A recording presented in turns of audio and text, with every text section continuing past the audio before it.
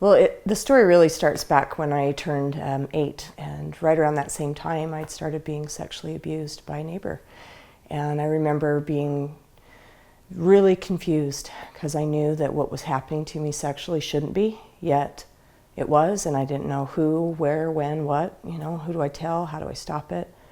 And really that's where my separation from people, from God, from everything kind of began. And I just turned inward and kept quiet and hated myself, hated what was happening. And with my suicide attempt, it really was kind of the culmination of a perfect storm. Shortly thereafter I was diagnosed with scoliosis and underwent my very first back surgery, which meant I was introduced to opiate medication, and for the first time, felt a sense of relief, not only from the physical pain, but from the emotional pain. And shortly thereafter, my mom and dad got a divorce, and then it was all sorts of confusion kind of coming in. So my attempt happened around the age of 12, my first one, and it was just a matter of me wanting desperately to get away from all of the things that were hurting and not knowing how to do it. My attempt was serious enough that it required medical attention first, and after the medical attention, I was transferred to a psychiatric facility. It was the first time being hospitalized that I was able to finally tell the secret and let people know what had really been going on and start that conversation and being able to talk, about what had led up to me wanting to end my own life. I had a psychologist that I had seen prior to that I still see to this day. However, when I got out, I quickly became engulfed in another means of coping, and that was drugs and alcohol. And drugs and alcohol became my solution for the next 25 years. My parents, bless their hearts, didn't really know what to do with the trauma that I'd experienced, and so I was told just to forget about it and move on and not talk about it. And unfortunately, that doesn't work. And my drug and alcohol addiction led me into lots of other places where that similar trauma was repeated. It wasn't the last time I thought about suicide or the last time I attempted. Those were thoughts and feelings I carried with me for the next 25 years. But an event would take place in my life that really would kind of start that journey for me, where things started to change. My dad, who also struggled with the similar things that I did, depression and drug addiction, he died by suicide, October 5th of 2002, and I was the one that found him. And that was an experience too for me, was difficult but very bittersweet, because my dad had also found me multiple times that same way. And I was just grateful it was his daughter, it wasn't a stranger, it wasn't a person that didn't care about him, and I got to be there in that final moment. And it was also a turning point for me, because it really put into perspective what I was dealing with. And I had kids, and I know that I didn't want to inflict that kind of pain upon my own children. And so it really helped me to start looking inside and what could I do, and how did we get here, and how do we help other families not get here? And so, I sat at my computer one night and came across a website called AFSP. And it's the American Foundation for Suicide Prevention, and instantly began reading and learning more about suicide. I knew from my own experience why and what it took to get people to that point, but I wanted to be able to have answers to explain to others. Because of course in our family we heard lots of horrible comments, how selfish our dad was, what a coward he was, and how could he do that to us. And so I wanted to be able to have information for people to understand that this was not him being morally weak, this was not him being a coward. This was truly what he believed was the only way he could spare us from any more hurt and pain. And it was the only way he could get away from his own demons and hurt and pain. And so, one of the things that I think about all the time, and I want to share this just because I think it's so vital to change the conversation you just spoke of.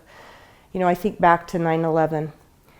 We as a country watched, absolute horror unfold on our TV sets. But what we also witnessed was such a profound lesson if we would have learned it.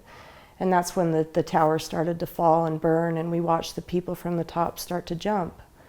You know, by definition, they died by suicide, and none of us sat on our couch in judgment and said, oh, how dare you, how selfish of you, you coward.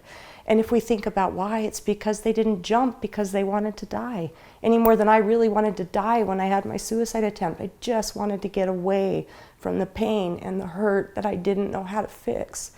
And that's where they were at. Our thinking isn't rational in those moments. That's why we need to be able to reach out to somebody and say, hey, like, this is where my brain is at. This is what it's telling me.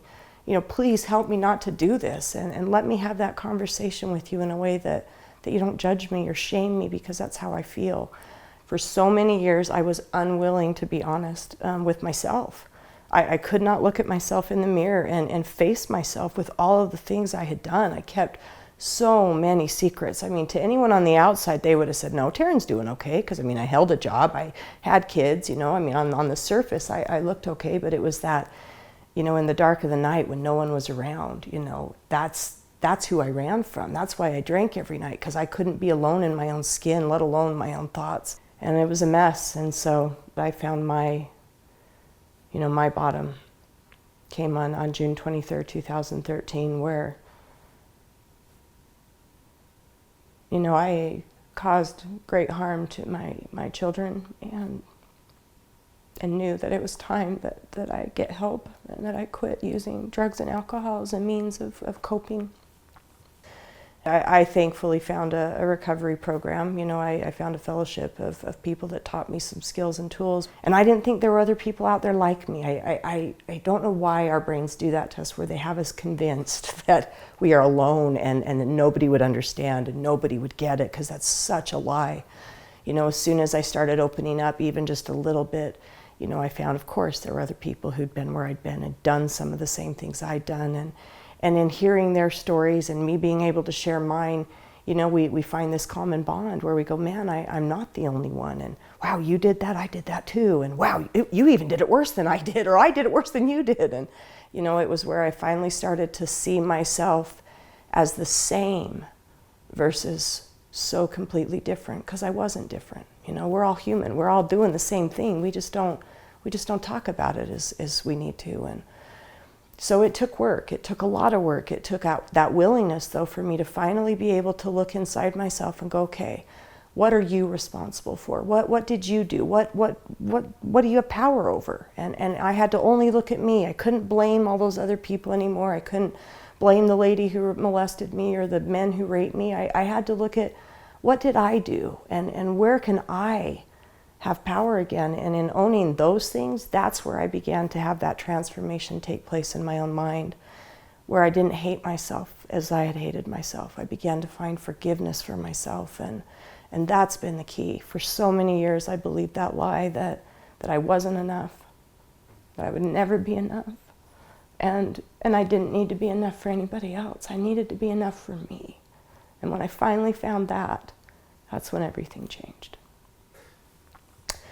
And thankfully have not had a drink or a drug enter my body, and, you know, coming up on 5 years, and that's a huge victory for me. This has been an amazing year. I mean, so many things took place this last year. I graduated from college with my bachelor degree in psychology. I got married. I have a husband. I had been a single mom for 20 years. I have a stepson. My kids are grown. My oldest is 22. My youngest is getting ready to graduate. And, you know, I have a job today doing what I love, which is in suicide prevention. And I wish, you know, that's my goal. I wish we could shift that conversation to where this was just an okay thing that we could say. You know, hey, right now, today, man, yeah, I don't think I can go on. You know, I need help, and I need you just to love me. You don't have to fix it either, but just maybe be here with me as I try to struggle my way through it too.